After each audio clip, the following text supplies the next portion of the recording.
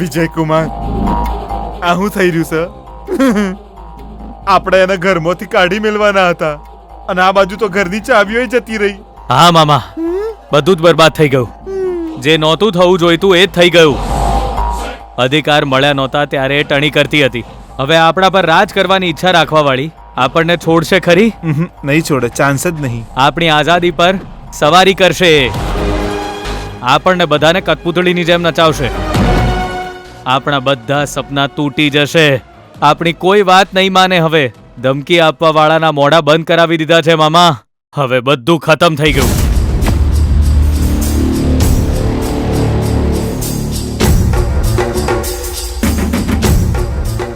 કેવો ડ્રામા કરીને માલિક બની ગઈ જોયું મામા? હવે આપણે એના નખરા કેવી રીતે સહન કરીશું? બધું ખતમ થઈ ગયું મામા.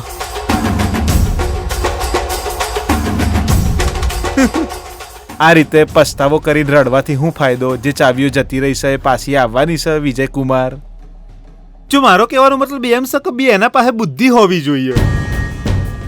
ભલે ને કોઈ ડ્રામા કંપનીમાંથી ચમ ના આવી હોય, પણ બી એના ડ્રામા કંપનીની ક્વીન છે ને ભોણા. હે, એને વિનમ્રતાથી વિજય મેળવ્યો છે. બી એનાની પાસે વિવેક હોવો જોઈએ, એવું કેવું છે મારું. એને બહુ જ ચાલાકીથી ચાવી પોતાની પાસે લઈ લીધી. તો આપણા ઘરની ચાવી બચાવવાની મારી બેના પાસે કોઈ યુક્તિ ચમ નહીં, એ વિચારીને મને અફસોસ થાય છે. મમ્મા એટલી પણ બુદ્ધુ નથી મામા.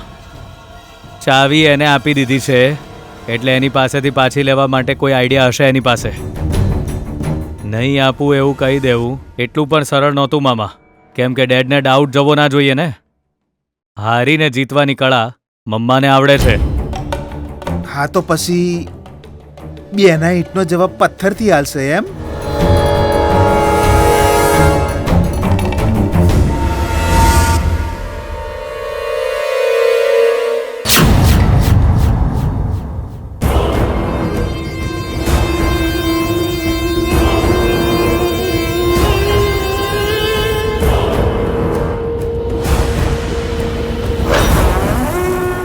જવાબ આપીશ ગીતા. તે જે ચાલાકીથી મારી સત્તા લઈ લીધી છે એ ચાલાકીનો જવાબ હું જરૂર આપીશ. અધિકાર માટે તે મારી સાથે પંગો લીધો છે. તને તો હું રાતા પાણીએ રોવડાવીશ, તું યાદ રાખીશ.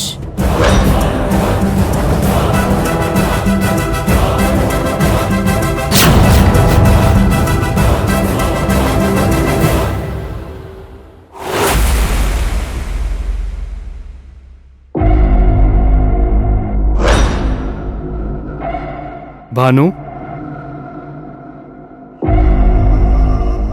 હા, શું થયું ભાનુ?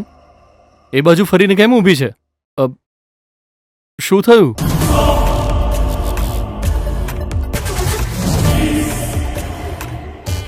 મને શું થાય? ભાનુ, અહીં આવતો.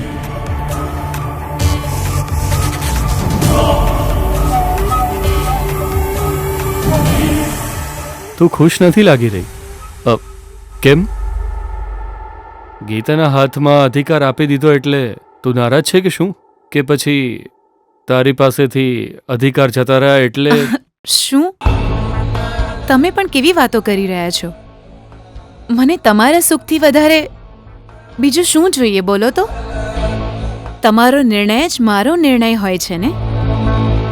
આમ પણ આ અધિકાર, ઘરની ચાવી, આ માલિક બનવું, આવી કોઈ જ વસ્તુ માટે મને લોભ નથી.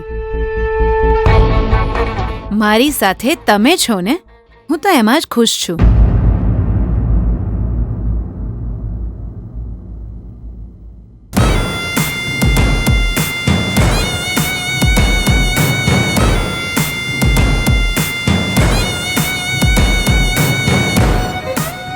એનો મતલબ તું ખુશ છે ને ભાનુ?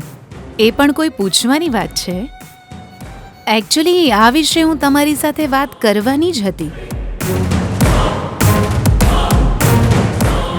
તમારા આ નિર્ણયને કારણે હું તો આજે બહુ જ ખુશ છું. આટલા વર્ષો સુધી તે આ ઘરને સંભાળ્યું છે. હવે તો તારે આરામ કરવો જોઈએ, એટલે મેં આ નિર્ણય લીધો છે ભાનુ. ખાલી મને આરામ આપવાથી નહીં ચાલે. આજ પછી તમારે પણ મારી સાથે વધારે સમય વિતાવવો પડશે. આપણા વિજય અને ગીતાની સફળતાને આપણે એક સાથે બેસીને જોઈશું, એ જ મારી ઈચ્છા છે. તને છોડીને હું ક્યાં જવાનો છું ભાનુ? હું ભલે ગમે ત્યાં રહું, ભાવનાત્મક રૂપથી તો હું હંમેશા તારી સાથે જ રહું છું. એનીવે, મીટિંગ કેવી રહી? બહુ જ સારી રહી ભાનુ. ભાનુ, તારા હાથની મને એક સ્ટ્રોંગ કોફી મળશે ખરી?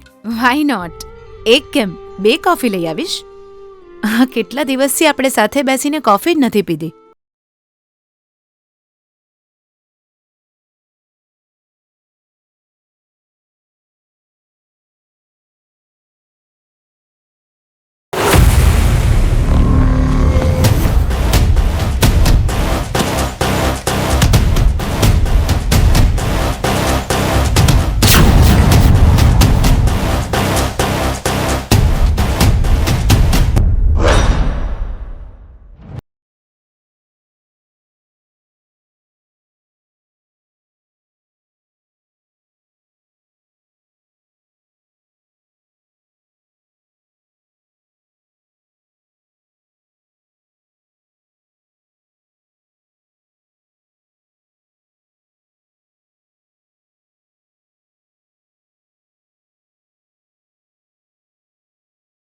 તમે જાતે જ મારા હાથમાં આપી.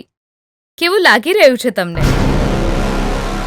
હવે તો સમજમાં આવી ગયું ને કે ઉપરવાળાનો ન્યાય કેવો હોય છે. અગ્રીમેન્ટ તમે બાળ્યું અને મારી સાથે અન્યાય કર્યો, પણ ઉપરવાળાએ એને ન્યાયમાં બદલ્યો. આ ચાવી તમારા માટે વ્યવહારનો સંકેત ભલે હોય, પણ મારા માટે આ ઘરને રિપેર કરવાનું સાધન છે. હવે એ કામ આજથી શરૂ થશે. તમારી અસલિયતને બધાની સામે લાવવાનું.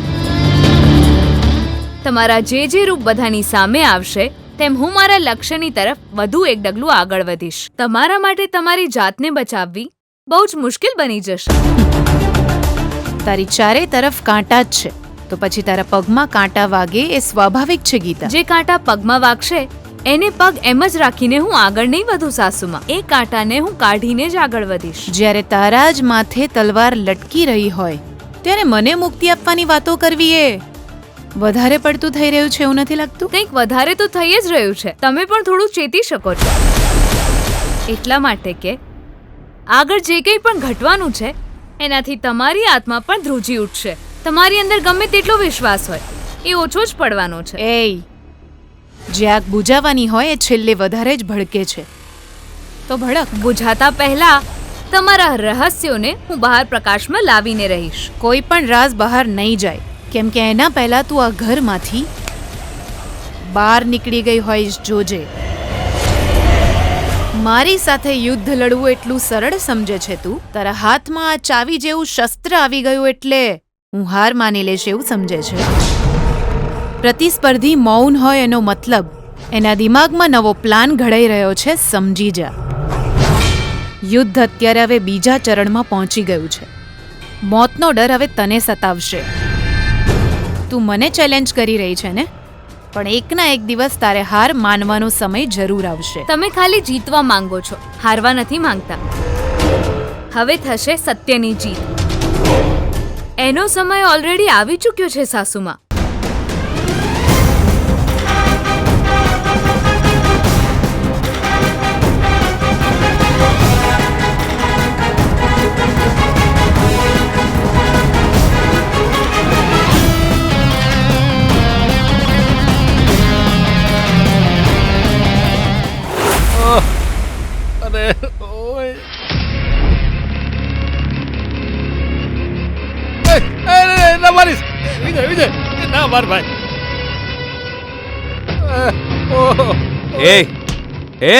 પોતાની જાતને બહુ હોશિયાર સમજો છો?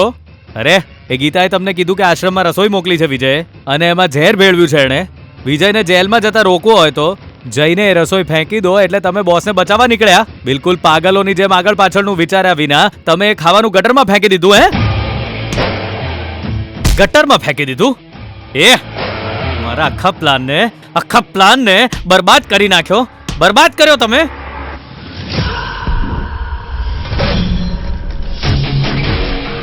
હકીકત શું છે ખબર છે? રસોઈ મોકલવા વાળી ગીતા હતી, ઝેર ભેળવવા વાળા અમે.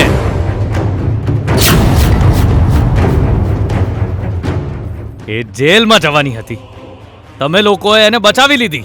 સોરી બકા, તારો પ્લાન હશે અમને કેવી રીતે ખબર હોય?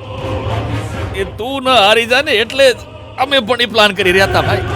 એ જ વખતે ઓલી ગીતાનો ફોન આવ્યો, અમે એની વાતોમાં આવી ગયા ભાઈ. સોરી. તું જ્યારે ભડક્યો ને ત્યારે અમને લાગ્યું કે કઈ ગડબડ થઈ છે મારાથી. સોરી વિજય. એ હવે સોરી કહેવાનો શું ફાયદો છે? વિચારતો હતો મારો પ્લાન સાંભળીને તમે તાળીઓ પાડશો, પણ એ ગીતા જીતી ગઈ એટલે મારી સામે તાળીઓ પાડીને હસતી હતી. તમારા લોકોની ભૂલને લીધે હું એકલો નહીં, મારી મમ્મા પણ અપમાન સહન કરી રહી છે. ઘર પર રાજ કરવા વાળી મમ્મા ગીતાના હાથમાં ઘરની ચાવીઓ સોંપીને બેઠી છે. વિચાર્યું તું ગીતા એવી પડશે કે ફરીવાર મારી સામે ઊભી નહીં થાય. હાથમાં હથકડી પહેરીને જેલમાં જશે એવું વિચાર્યું તું, પણ એ તો ચાવી લઈને ઘરની માલિક બની બેઠી. એને તો જાણે ઉપરવાળાના આશીર્વાદ છે. હવે એને હરાવવી મુશ્કેલ છે. જો કે મારી મમ્મા એને હરાવી શકે છે, છતાં એ ગીતા દુશ્મનોને ધૂળ ચટાડી દે એવી ચાલાક છે. હવે શું કરવાની હશે એનો અંદાજો લગાવવો મુશ્કેલ છે.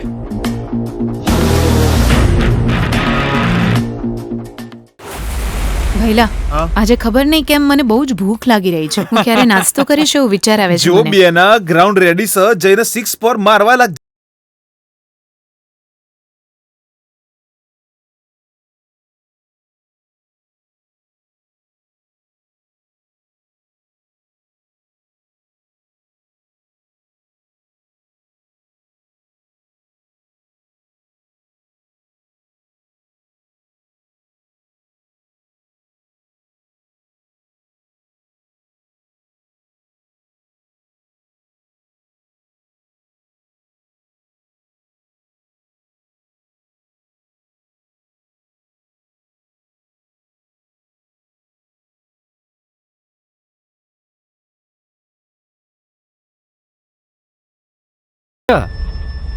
જ્યારે પણ હું બહાર જાઉં છું ત્યારે તમારા બધાની સાથે આ રીતે બેસીને નાસ્તો કરવાનું કેટલું મિસ કરું છું ખબર છે તમને? આજે બધા ખુશીથી સાથે બેસીને નાસ્તો કરીએ ચાલો. પણ વિજય ક્યાં છે? વિજય બહાર જશે જીજુ. ભાભી, તમે કેમ ઊભા છો? આવો બેસો. કાલે તો તમે નાસ્તો નહોતો કર્યો, આજે તો શાંતિથી કરી લો.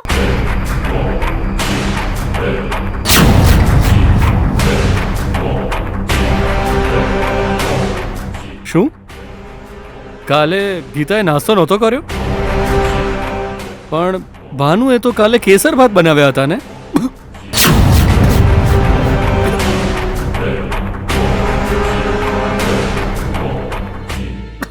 સિતારા અંકલ, તમે કેમ ઉધરસ ખાઈ રહ્યા છો? પહેલા પાણી પીવો. કિરણ, પાણી આપ.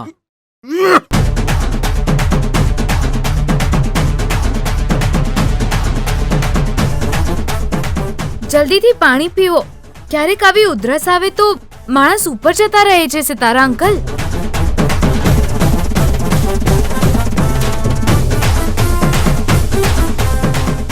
પપ્પાજી, તમે બિલકુલ ટેન્શન ના લો. કાલે સાસુમાની સરપ્રાઈઝ જોઈને જ મારું પેટ ભરાઈ ગયું હતું, એટલે શ્રુતિ એવું કહી રહી છે.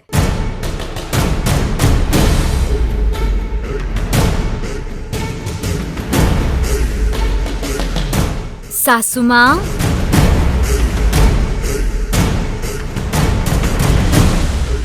સાસુમા, તમે શું કહી રહ્યા હતા?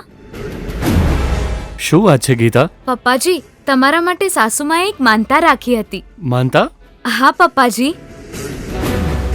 શેના માટે? તમારી બધી મીટિંગ સક્સેસફુલ રહે તો સાસુમા ઉપવાસ રાખશે એવી માનતા માની.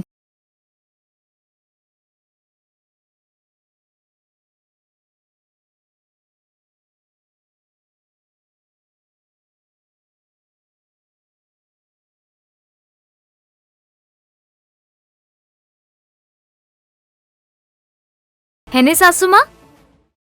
સાસુમાં, તમે ખાશો તો માનતા તૂટી જશે.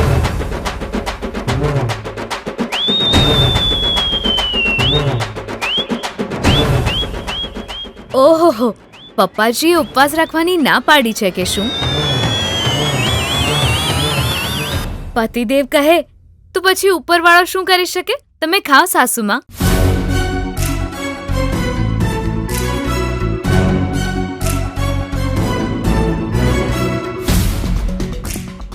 ના ગીતા, તે યાદ કરાવીને બહુ સારું કર્યું છે. ભૂખ લાગી હતી એટલે માનતા ભૂલી ગઈ હતી. હું નાસ્તો નહીં કરું. ભાનુ, આ શું બોલી રહી છે તું? હવે ઉપવાસ કરીશ તું? તમારા માટે ઉપવાસ કરવો મારા માટે જરાય અઘરું નથી. તમે બધા નાસ્તો કરો.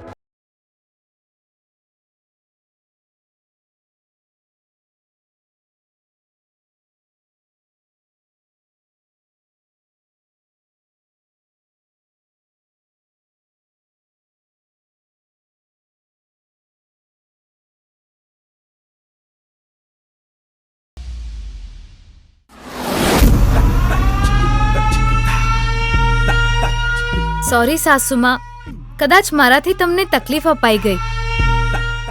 તું કેમ સોરી કહી રહી છે ગીતા? ભાનુ તો આવી જ છે.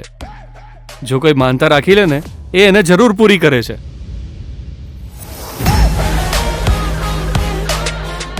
જો એ એને પૂરી ન કરે તો એને શાંતિ નથી મળતી.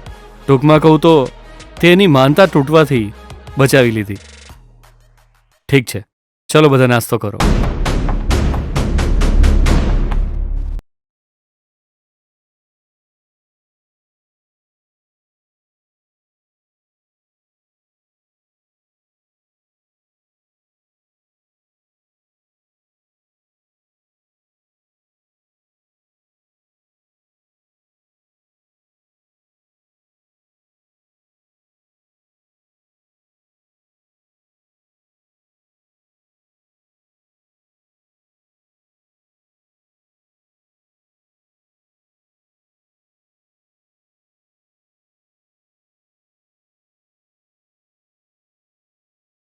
ખુશ થઈ રહી છે ને ગીતા?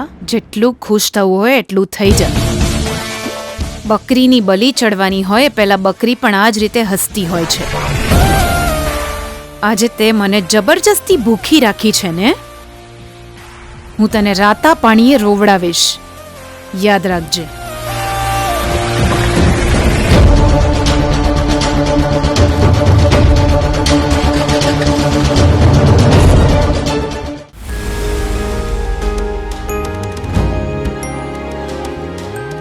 શું ગીતા મેડમ, આજે તમે તમારા સાસુમાને ઉપવાસ રાખવા પર મજબૂર કર્યા? કાલે મારા નાસ્તાને નીચે ફેંકી દીધો હતો ને, એની તકલીફ ખબર પડે એટલે જ તો મેં આજે આવું કર્યું. એ કંઈ પણ કરશે તો ચાલશે એવું વિચારીને મને વાસી ભાત ખાવા માટે એ લોકોએ જબરજસ્તી કરી હતી ને. એમની ભૂલ સમજાવવા હું એમના જ રસ્તે ચાલી અને સમજાવવાનો પ્રયત્ન કર્યો. આમ પણ આ ઉપવાસ મારા માટે તો નથી જ રાખ્યો. નિર્દોષ લોકોના મોઢામાંથી કોળિયો છીનવ્યો છે, એ કારણે એમને સજા મળી છે. તે બહુ મોટું તીર માર્યું હોય એમ વિચારીને વધારે ટણી ના કરીશ ગીતા.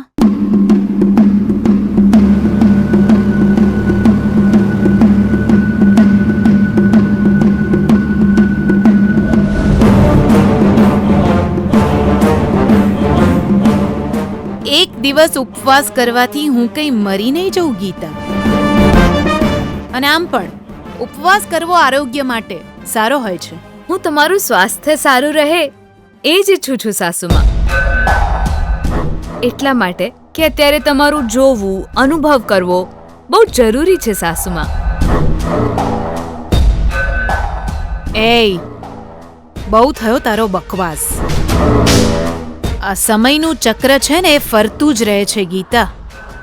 ઉપર જનારને નીચે આવવું જ પડે છે. અરે ઉડવા દે બેના, આજ તો કુદરતનો નિયમ છે. કાલ સુધી એક કીડાની જેમ રહેવા વાળી ગીતા આજે પતંગિયાની જેમ ફડફડ ફડફડ ફડ ઉડવા માંડી છે. ઉડવા દે. એને ચો ખબર છે મારા બેના પાસે આ પોંખો કાપવાની શક્તિ સ. મને તો બહુ સારી રીતે ખબર છે સિતારા અંકલ. એટલે જ તો પતંગિયાની જેમ મોટા થવાને બદલે વિજય નાનકડો કીડો બનેલો છે.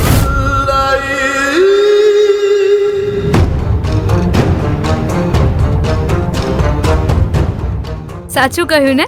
મમતાના નામ પર તમે એની સાથે શું કર્યું? એનો પગ હોવા છતાં લંગડો બનાવી દીધો, ચાલી શકતો હોવા છતાં પાડી દીધો, સાચો રસ્તો સામે હોવા છતાં ખોટા રસ્તે ચડાવ્યો. એ જ ને, તમે આટલા વર્ષોથી એ જ કર્યું છે. એ તમારો અમૃત જેવો પ્રેમ એ વધારે ઝેરીલો બની ગયો છે એ વાતથી વિજય અજાણ છે. એને સમજવાની તક તમે આપી નથી રહ્યા. એટલે જ તમારા કારણે, તમારા દીકરાને કારણે જે ભૂલો થઈ રહી છે એનો કોઈ હિસાબ નથી.